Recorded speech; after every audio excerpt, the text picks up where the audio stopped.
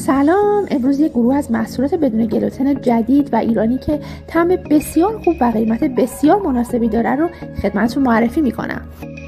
محصولات موگه توسط شرکت زرین‌دانه رویال که یک شرکت دانش بنیانه تولید میشه. این شرکت از سال 1399 مطالعات خودش رو در زمینه تولید محصولات بدون گلوتن آغاز کرده و از امسال یعنی سال 1402 زیر نظر متخصصان صنایع غذایی تولید میشه.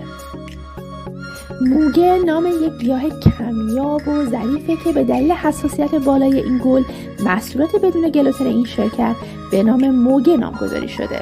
مهمترین ویژگی‌های محصولات موگه ماندگاری کافی و بدون احتیاج به نگهداری در دمای فریزره. پس با خیال راحت محصولات رو از طریق سایت خرید کنید تا هر جا هستید براتون ارسال بشه. مطمئن باشید طعم محصولات مثل ظاهرش خوشمزه و دلچسبه. اگر از این محصولات استفاده کردید نظر خودتون رو حتما برای ما کامنت کنید.